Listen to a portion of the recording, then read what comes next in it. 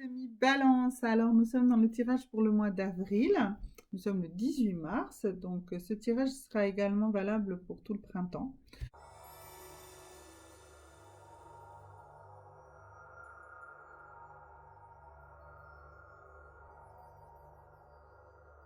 Voilà. J'ai déjà tiré d'autres signes avant vous.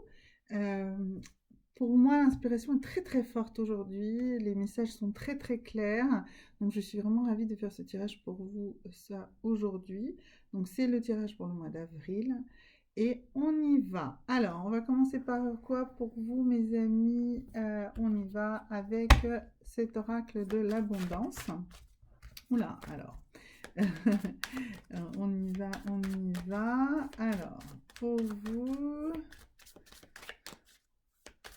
cet oracle de l'abondance, voilà, ça y est. Qu'est-ce qu'il nous dit? Il nous dit que vous allez, que vous méritez. Voilà. Deservingness, c'est dire mériter. Vous, voilà. Vous êtes un enfant aimé des dieux, comme tous les autres d'ailleurs, et vous recevez le support, l'aide qui vous permet de vous d'avancer sur votre chemin de vie, euh, même si vous n'êtes pas capable de reconnaître à quel point vous êtes quelqu'un qu'on peut aimer, quelqu'un en qui Dieu a confiance et que les anges vous aident énormément. En fait, vous devez prendre conscience, en fait, de tout ce qui vous est apporté, tout ce qui vous est amené. Soyez dans la gratitude de ce que vous recevez et surtout, comment dire, soyez conscient que vous le méritez. Vous méritez tout ce que vous avez. Et au lieu de se dire, ah, mais au lieu d'avoir peur, ou de dire, ah, mais peut-être que j'ai trop, ou que voilà, vous méritez tout ce que vous avez. Et même si vous estimez que vous n'avez pas assez de choses, eh bien, dites-vous bien que ce que vous avez, vous devez remercier et vous dire, ben oui, mais je le mérite bien, et certainement que je mérite plus. Voilà. Donc ça, c'est vraiment la premier message. Alors ensuite, ici, un message de vos ancêtres. Alors allons-y. Un message de vos ancêtres. Alors, qu'est-ce que vous disent vos ancêtres? Ils vous disent de regarder dans les étoiles. Ils vous disent, allez, regardez dans les étoiles, projetez en fait, justement comme je vous disais toujours, vous méritez ce que vous avez. Et vous méritez même bien plus et bien mieux, eh bien, soyez dans ce positif, soyez dans cette gratitude et projetez en fait votre gratitude et votre reconnaissance et votre souhait d'avoir encore mieux, encore plus, effectivement, de ce qu'on vous donne et projetez-le dans l'univers. Voilà, ça c'est vraiment le message de vos ancêtres. Ensuite, un message des déesses, allons-y. Alors, les déesses pour vous... Ah non, pas les déesses, elle ne veut pas parler tout de suite. Avant ça, l'oracle de la nature, de la terre, de la magie de la terre. Allons-y, c'était celui-là qui voulait parler. Alors, qu'est-ce qu'il voulait nous dire cet oracle? Ah ben voilà, oups, deux. Alors, on nous dit les cristaux et on nous dit les nuages. Alors, les cristaux, ça nous dit quoi? Les cristaux, ça va vous aider à vous concentrer, Et les nuages, eh bien, ils vont vous permettre de vous transformer, de modifier. Shape shifting, ça veut dire changer de forme. Donc, en fait, de vous adapter. Voilà. Donc, vous allez vous concentrer et vous allez être capable de vous adapter. Alors, comment vous allez faire ça? Voilà, bah, c'était ça le premier message et c'est pour ça que c'est celui-là qui venait. Alors déjà, il y a des déesses qui vont vous aider pour ça. Voilà, donc c'était pour ça. Donc pour vous focaliser, pour vous concentrer et pour être capable de vous adapter. Voilà, c'est par l'adaptation en fait que vous allez avoir encore plus de choses, vous allez encore plus recevoir.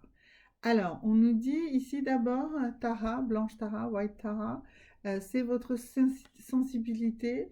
Et donc, on nous dit vous devenez de plus en plus sensible. Donc, il faut que que vous évitiez en fait tout ce qui est relations toxiques, environnement toxique. situation toxique.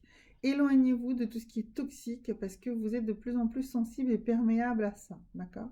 D'ailleurs, on vous demande de faire une cure de détox et de purification. Donc ici, avec euh, Covantina, vraiment, il faut travailler sur cette détox. Vous avez besoin d'une détox très très forte. Ok, alors du coup, bah, c'est évident, il vous faut de la détox, donc il va falloir travailler. Eh bien, on rentre au printemps, donc c'est le moment ou jamais, justement, de faire des cures de détox. Alors, cherchez la cure de détox qui vous convient le mieux. Moi, je vais déjà vous aider par une pierre ou deux.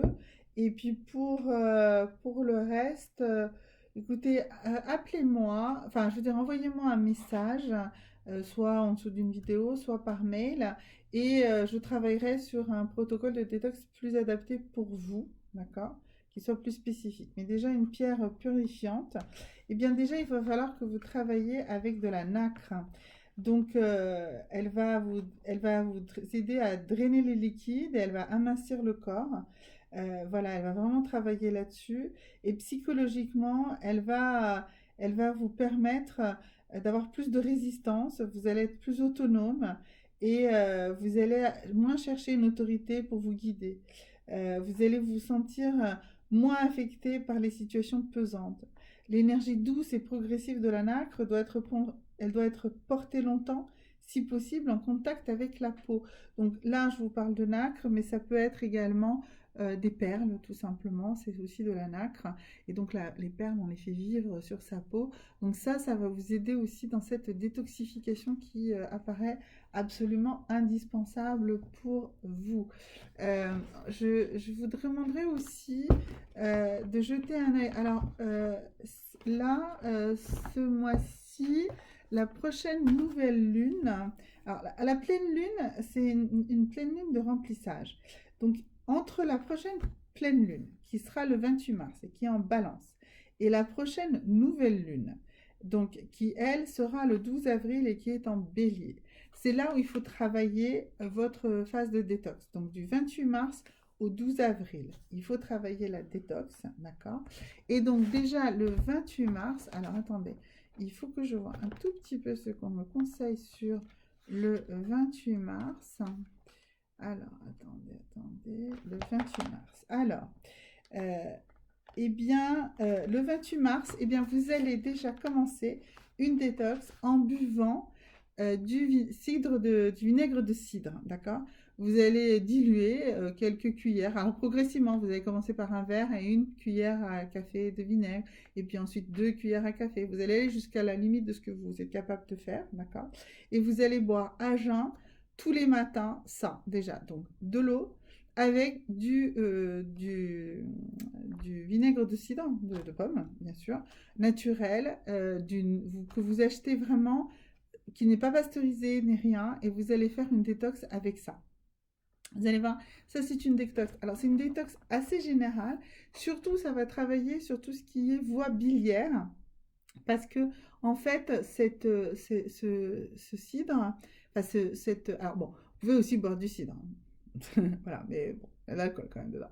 Donc moi je vous conseille vraiment de faire ce que je vous ai dit là, donc un verre d'eau, avec, en augmentant graduellement la quantité de vinaigre que vous êtes capable de mettre dedans. Ça va travailler sur l'amollissement de vos voies biliaires et ça va permettre justement de dégager en fait les voies biliaires et le foie. Ça va travailler là-dessus. Donc vraiment euh, quelque chose de très important pour vous, cette détox. Hein. Comme je vous ai dit, entre la pleine lune de mars jusqu'à la nouvelle lune en avril, il faut travailler ça. Il faut vraiment travailler de la détox. Voilà, ça va vous permettre, permettre de travailler là-dessus. Ensuite, ce que vous allez faire aussi, c'est que vous allez rentrer dans votre rituel alimentaire euh, un goûter, d'accord? Et à ce goûter, ce que vous allez faire, c'est que vous allez manger 5 amandes. Voilà, donc au moment où ça vous convient, vous mangez 5 amandes crues. Mais vraiment, il faut qu'elles soient crues. Ça ne sert à rien de prendre des amandes grillées, salées, machin, non, 5 amandes crues. Et sur cette même période, donc le matin à jeun, vous allez prendre ce que je vous ai dit là, l'eau avec le vinaigre le vinaigre de cidre de pomme, je vais y arriver. Et au moment du goûter, c'est 5 amandes que vous pouvez manger avec un carré de chocolat, si ça vous fait plaisir, avec peut-être une pomme, enfin voilà, ou peut-être quelques raisins secs pour que ce soit agréable, pour que ce soit vraiment... Mais ça va vous aider également. Donc vraiment, ces amandes vont être quelque chose de très important. Voilà. Et puis, si vous pouvez vraiment commencer à recommencer à marcher dans la nature. Ça va vous faire également beaucoup de bien. Ok? Voilà. Alors, donc on continue. On continue. Ben oui, qu'est-ce qui vous travaille? Ben l'amour, probablement. Donc allons-y. On va voir un petit peu comment ça se passe chez vous dans votre relation amoureuse ou dans votre recherche d'une relation amoureuse harmonieuse. Je vais y arriver. Alors, qu'est-ce qu'on nous dit? On nous dit, ah bah, écoutez, vous rentrez dans une phase où vous allez être dans une phase de lune de miel. Voilà. Alors, comment vous allez rentrer dans cette phase de lune de miel, donc de cette phase très agréable, dans cette phase où les choses vont être beaucoup plus douces, beaucoup plus sereines. Alors, on avait vu tout à l'heure des cartes, je crois, pour vous, sur différentes choses déjà. Mais là, sur la partie amoureuse, qu'est-ce qu'il faut faire? Il faut comprendre que vous devez probablement... Alors, oui, ça peut paraître contradictoire d'avoir sorti de l'autre côté la carte de la lune de miel. Eh bien, en fait, même si vous êtes seul, il faut que vous soyez dans cette attitude de lune de miel avec vous-même. Parce qu'en réalité, cette solitude est nécessaire pour vous reconstruire. D'accord? Voilà, donc c'est... Et puis, si vous êtes dans un couple, eh bien, si vous avez fait une petite césure, si vous avez pris un peu de calme, un peu de recul, eh bien, ça va justement permettre de revenir vers cette énergie de lune de miel. D'accord? Donc, première chose. Donc, c'est pas parce qu'on prend du recul qu'on casse tout. Au contraire, on répare aussi des choses. Donc, si on se met soi-même dans une phase un peu de solitude, on se répare soi-même. Et si on accepte de prendre un peu de recul, eh bien, on va réparer aussi sa relation. D'ailleurs, on voit ici que, bien sûr, vous avez une croyance limitative, qu'ils sont tous pareils. Eh bien, justement, il faut prendre ce recul. Il faut prendre ce recul pour se rendre compte que non, ils ne sont pas tous pareils. Mais la réalité, c'est que vous pensez ça, et que du coup, vous reproduisez toujours le même schéma, et que vous induisez chez l'autre, ou que vous choisissez l'autre, toujours le même. Parce qu'en fait, vous avez un schéma établi dans votre tête, et que ce schéma est installé là. Donc, non, vous l'avez pas. Si ça fait longtemps que vous m'écoutez, vous savez que je sors cette carte quand même pour de nombreux signes assez régulièrement. Mais si ça vous reparle là, c'est qu'effectivement, vous n'avez pas encore complètement brisé ce schéma. Vous n'avez pas encore complètement fait ce nettoyage. D'accord? Voilà, vous n'avez pas totalement à 100% travaillé cela. Ok. Et puis une troisième carte sur la partie amour. Alors, allons-y. Alors. Et des fois, elles sont du mal. Ah, voilà, ça y est, c'est répétition. Bah oui, voilà, ils sont tous pareils, la répétition. C'est pour ça, il faut vraiment travailler sur cet aspect-là de cette solitude un peu nécessaire, de ce recul nécessaire. Si vous travaillez sur tout ça, eh bien, vous allez retrouver cette énergie de lune de miel, mais parce que vous aurez cassé les schémas. Il faut casser les schémas. Il faut casser les schémas. Il faut casser les schémas. Alors, attendez, je vais vous donner un petit travail à faire sur cette histoire de casser les schémas. Alors, attendez, c'est dans celui-là. Voilà. Alors, ici, vraiment, pour mieux comprendre le schéma, comment... quelque chose qu'il faut que vous...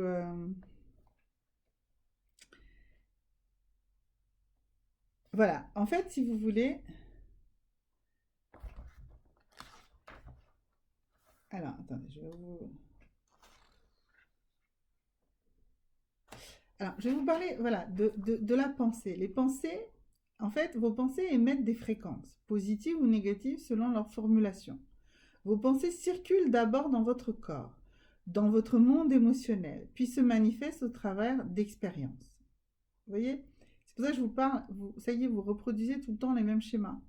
Euh, L'état d'esprit que vous laissez s'installer en vous influe donc vos ressentis, votre manière de percevoir les choses et au final de ce qui est la réalité. Vos pensées sont entretenues par vos expériences passées, favorables ou difficiles.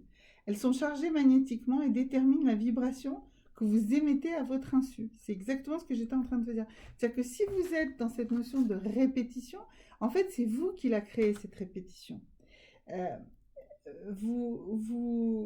ces vibrations qui attirent vos expériences sont toujours au même niveau. En vertu de la loi de l'attraction, vous attirez ce qui est déjà présent en vous.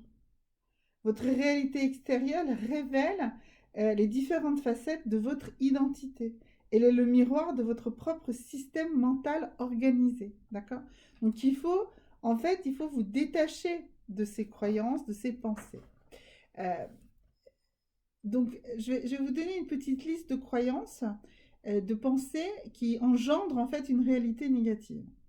Donc, si vous êtes dans les pensées et croyances qui touchent à vos aptitudes, donc vous allez dire « je n'y arriverai pas »,« je ne suis pas à la hauteur d'eux »,« je ne suis pas capable d'eux »,« je ne peux pas »,« ce n'est pas possible d'eux »,« ce ne vaut pas la peine », d'accord ?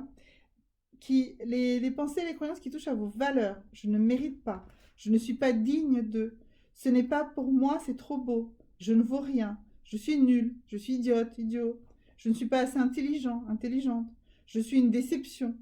Je ne suis pas assez bien pour. En fait, c'est ça que vous ressassez vers qui fait que vous n'y arrivez pas.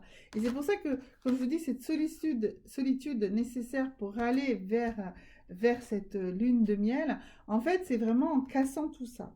Donc, si vous repérez ces pensées qui sont devenues à force des croyances et qui semblent correspondre à ce que vous vivez, remarquez comment certaines font écho à votre propre histoire. Ces phrases ont tendance à surgir lors de périodes où se profile une perspective de changement. Lorsque vous voulez passer à autre chose, ces phrases, anodines en apparence, réactivent la boule de souffrance qui a tendance à dramatiser la perception de votre situation actuelle. En fait, vous vous enfoncez. Vous vous dites « je n'ai pas le droit »,« je n'ai pas la permission d'eux »,« je ne sais pas ce que j'ai à faire »,« il m'est interdit »,« je doute de pouvoir »,« je n'existe pas »,« je suis insignifiant »,« je ne suis pas bienvenu », je n'ai pas de place, je ne suis pas complète, c'est risqué d'être moi-même, je ne suis pas désirée, vous voyez ? Donc si vous avez repéré une de ces phrases qui intervient comme un leitmotiv dans votre vie, donc une répétition, un leitmotiv, efforcez-vous dès à présent de la remplacer par une pensée qui vous permettra d'en sortir. Par exemple, à la place de « je n'existe pas », vous allez dire « j'ai le sentiment de ne pas exister ». Aujourd'hui, je choisis de prendre ma place même si je crois que je ne la mérite pas. Vous voyez, c'est le même si.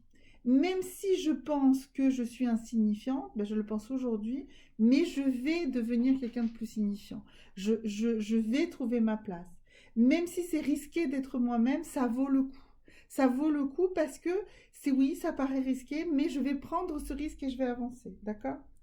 Si vous dites « je m'estime », si vous dites « je suis nulle », mais que vous dites à la place « je m'estime », même si je me crois nulle, eh bien, vous allez avancer. Même si je ne sais pas ce que j'ai à faire, je choisis de trouver ce qui me convient.